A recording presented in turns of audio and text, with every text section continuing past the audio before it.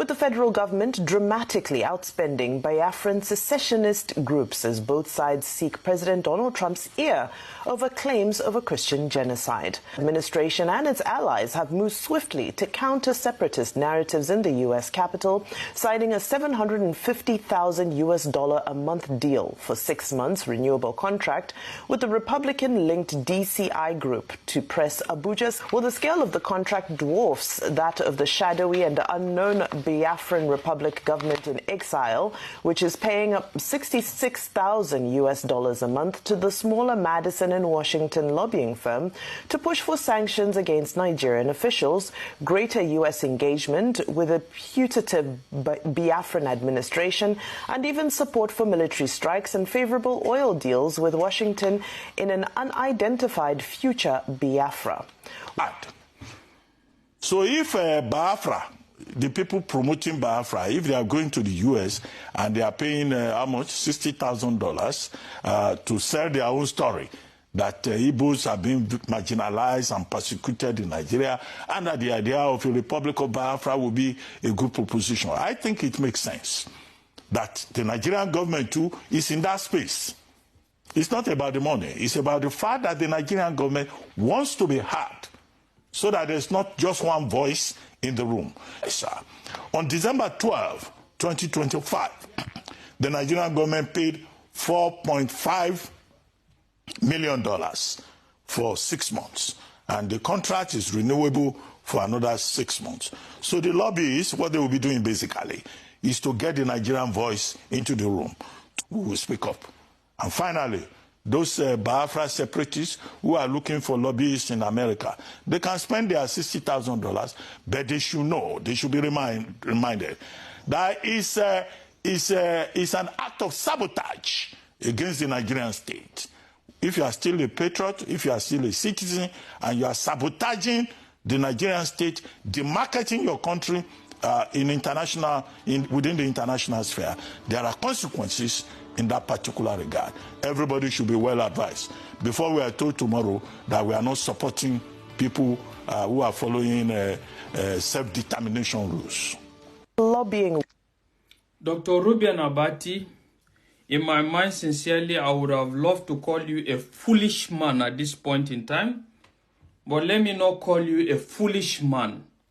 Let's take it gradually and deliberately, right? I want to respond to your assertions in regards to this topic. Fine. Let's assume the Biafrans lobbied the United States in regards to the fact that there is need for them to have Biafra land, right? So the next question that should come to our mind and every reasonable person's mind is the fact that why are they lobbying for Biafra? Just like you equally said it, marginalization, right? And you quite agree with me, everybody will quite agree with me that marginalization cannot be proven on paper. Because just like every other part have senators or whatever, they equally have that and some government interventions, right? But I want to prove it, I want to put it to you. Show me at any point in time that any party have actually zoned the presidency to Igbo land, considering and having in mind that these are the third or the second most populous tribes in Nigeria. If politics is to be dwelled on the virtue of the fact that the majority actually takes that, you will quite agree with me that there is no party in the history of Nigeria that have actually zoned presidency to the Igbo people, right? That is one. And secondly, let's go on virtue of the fact that, okay, let's assume they paid money for their voices to be heard. You quite agree with me that there's nothing they will do in Nigeria for their voices to be heard, and they decided to do that in the United States, right?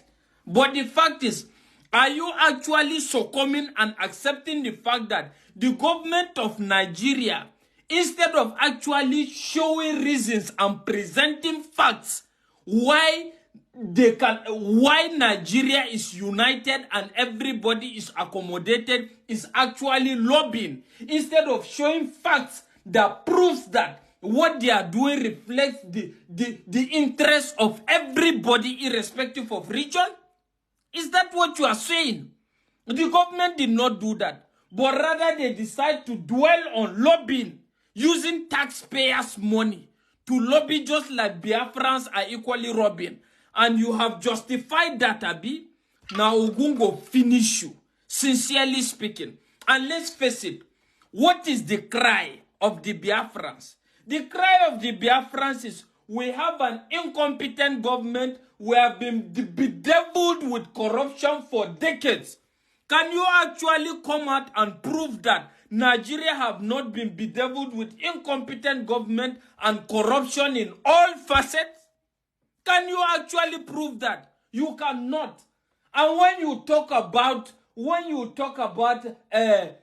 sabotage,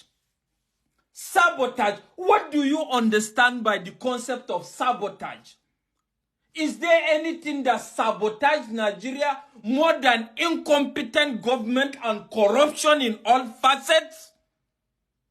Is it the Biafra that is sabotaging by stating the reality that you have a corrupt government, you have a lot of radical religious extremism in Nigeria, and the government is doing nothing about it? Which one is more of a sabotage? And you are now coming to talk about sabotage.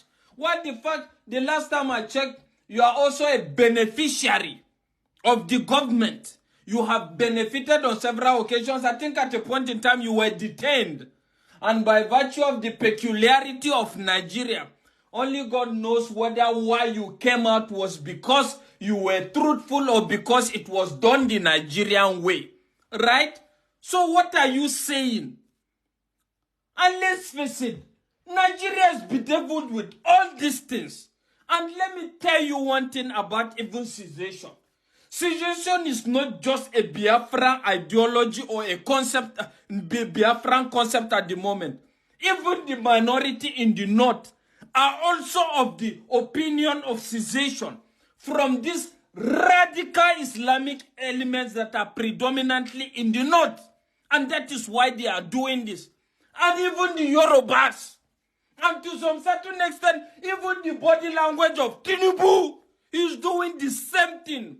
Because just like when Buhari was in power, he tried to explore crude in Bauchi, and only God knows whether it has been discovered or not. It's the same thing that Tinubu is doing by approving the exploration of crude in Ogun State in commercial quantity. And apart from that, what do you have to say in regards relocation of some of these national agencies back to Lagos?